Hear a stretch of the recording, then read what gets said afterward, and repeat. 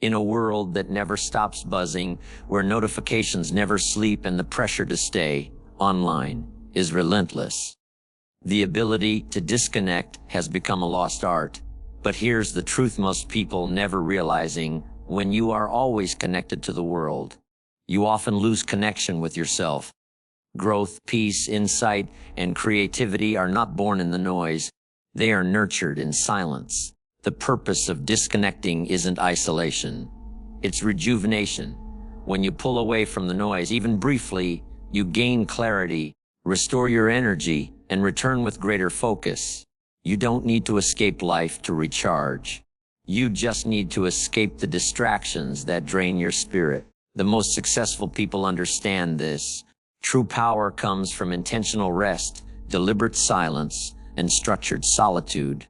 Let's explore 10 practical yet powerful ways to master the art of disconnecting.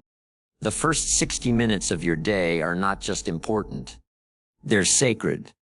They are the foundation on which the rest of your day is built. If the first thing you do in the morning is check your phone, email, or social media, then you've already handed over control. You've let the world in before you've even spoken to yourself. That's a dangerous habit. Instead, start your day with intention. Wake up and stretch, breathe. Read a page from a book that inspires you. Write in a journal, go for a walk, sit in stillness. Even 10 to 15 minutes of undistracted, quiet time can shape your mindset for the next 12 hours. This isn't about being perfect. It's about being present. A guarded morning leads to a focused day. A focused day leads to consistent progress, and consistent progress, compounded daily, leads to transformation. If you want to win the day, don't check in with the world first. Check in with yourself. In a world that applauds hustle and glorifies business, solitude is often misunderstood. It's not loneliness. It's not laziness. It's not escape. Solitude is your secret weapon. It's where you reconnect with your inner compass. Better, it's where your true thoughts rise to the surface. It's where your vision sharpens and your spirit recalibrates. Solitude doesn't happen by accident. You must plan for it. Carve out 15 to 30 minutes a day where you are completely alone. No phone, no music, no conversations, just you and your thoughts. Go for a walk without your earbuds. Sit quietly on your porch. Journal without interruption. Create space to hear yourself again. The mind, like a muscle, needs time to reset. Without solitude, your thoughts get buried under the weight of everyone else's noise. But in the quiet, answers emerge. Direction appears. Peace returns. The people who make the biggest difference in the world often have one thing in common. They've mastered the discipline of solitude. They know when to engage and when to retreat.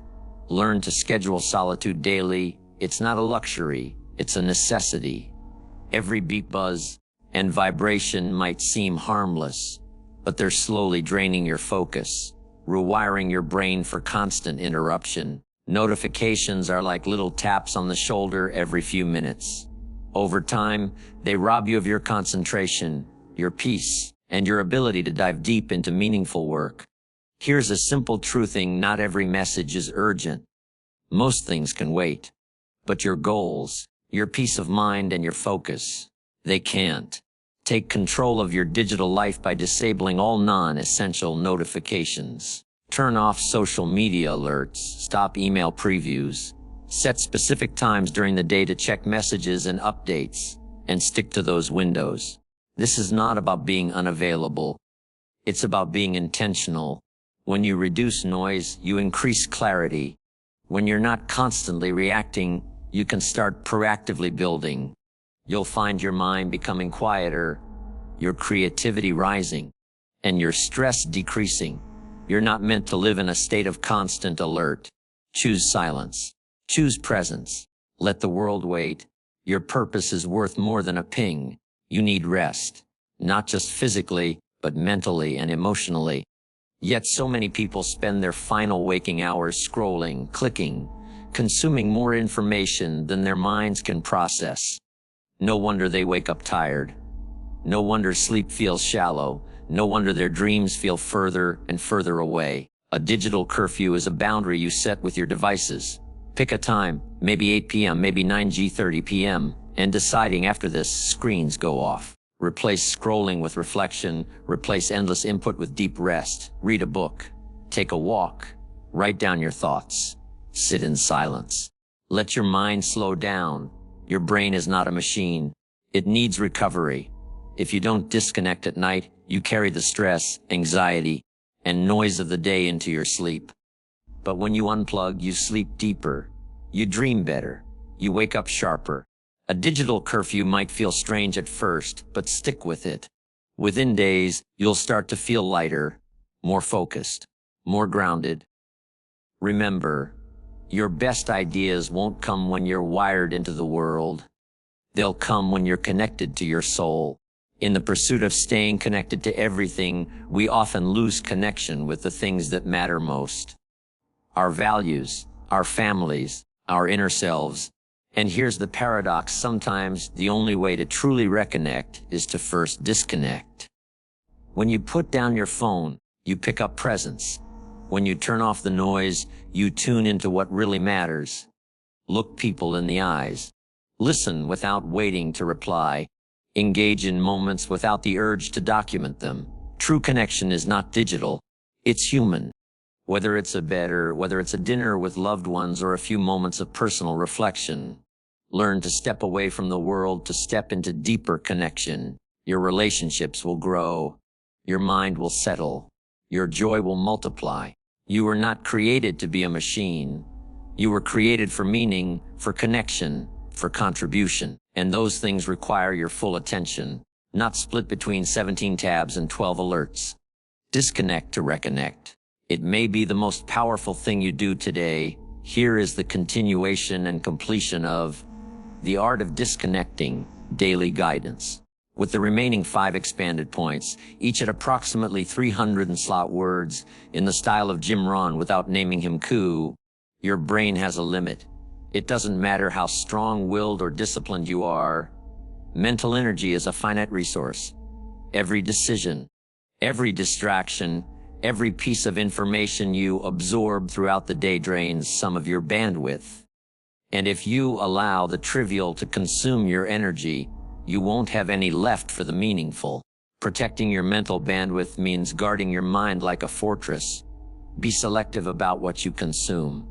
News, social media, gossip, conversations. Every input has an impact. Start asking, does this deserve space in my mind? Is this adding value or just adding noise?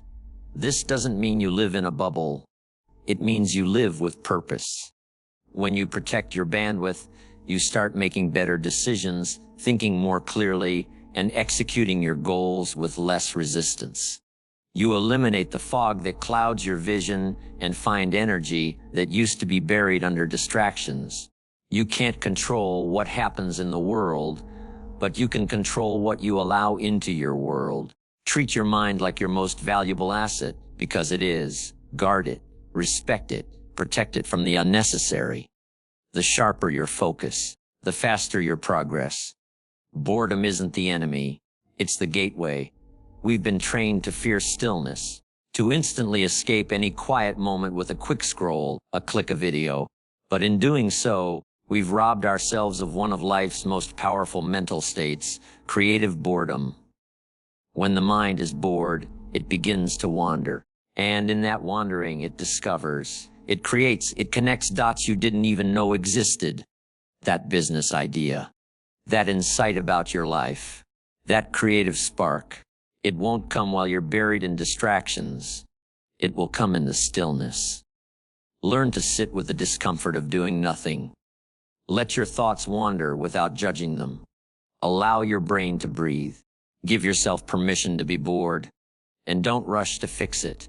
That's where the magic begins. Great thinkers, innovators, artists, they all spent time alone, in silence, letting the mind drift into unknown places. If you want access to your highest creativity, make room for it. That room is called boredom, and it's not something to avoid, it's something to embrace. Even machines need downtime, but somehow, we've convinced ourselves that we don't.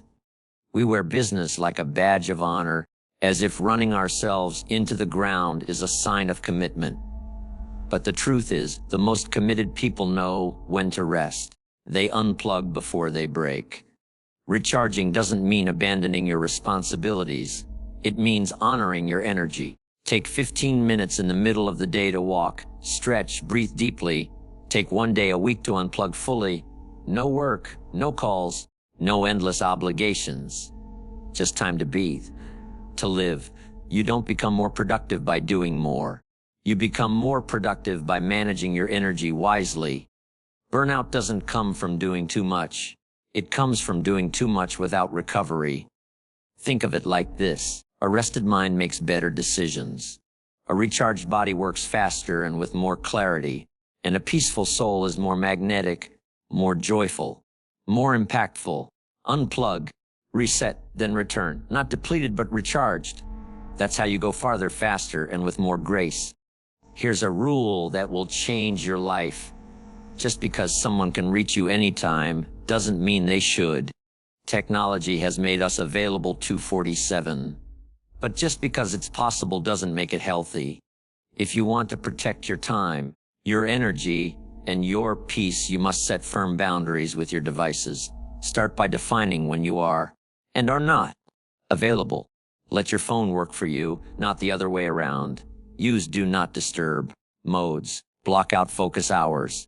Create tech-free zones in your home. Communicate your boundaries clearly and confidently. People will adjust, and if they don't, you'll still have protected your peace. Boundaries are not selfish. They are essential. Without them, your attention becomes a free-for-all. Your goals get delayed. Your creativity is hijacked. Your presence disappears. But with boundaries, you regain control. You reclaim time. You build a life around purpose, not pings. You lead your day instead of reacting to it. Remember, you don't owe the world unlimited access to you. You owe yourself the discipline to say, not now. That's not disconnection. It's wise connection. End your day with intention, not by scrolling, not by binge watching, but by reflecting. Sit in silence for 5 to 10 minutes and just ask, what did I learn today? What drained me? What inspired me? What can I do better tomorrow? This daily pause is not about productivity. It's about alignment. It's where you connect the dots between you are and who you're becoming. It's where you separate the noise from the lessons. It's where you plant the seeds of wisdom. You don't need an app. You don't need a fancy system. You just need time and honesty. Silence is a mirror. What you see in it will help you grow if you're willing to look. The habit of daily reflection creates a life intention. You stop drifting and start directing. You stop reacting and start creating. Every evening becomes a closing chapter, and every morning a clean page. So tonight, before you sleep, turn everything off. Sit still, breathe deep, ask the hard questions, and listen to what your heart tells you in the silence. That's where transformation lies. Here's a powerful conclusion for your speech titled, The Art of Disconnecting, Daily Guidance. Written in the same style as the rest of the piecing, we live in a world that is louder than ever. Everywhere you turn, something is calling for your attention. Messages, alerts, opinions, demands. And if you're not careful, that noise will drown out the one voice that matters most, your own. The art of disconnecting is not about running away. It's not about cutting off the world. It's about taking back control. It's about reclaiming your energy, your focus, and your peace. It's about building a life where you're not just reacting to everything, but choosing deliberately, responding with purpose, and living from a deeper place. Every time you choose silence over noise, reflection over reaction, stillness over speed, you grow. You strengthen the part of you that's calm under pressure, clear in confusion, and centered in chaos. And that version of you, that's the one who builds, leads, creates, and so don't be afraid to log off. Don't hesitate to say, not now. Don't feel guilty for stepping away. The world will still be there, but when you return, focused, refreshed, and reconnected, You'll show up as someone who's not just living, but leading. Master the art of disconnecting, and you'll find what so many are still searching for in the noise: clarity, purpose, and the quiet confidence to walk your own path, on your own terms.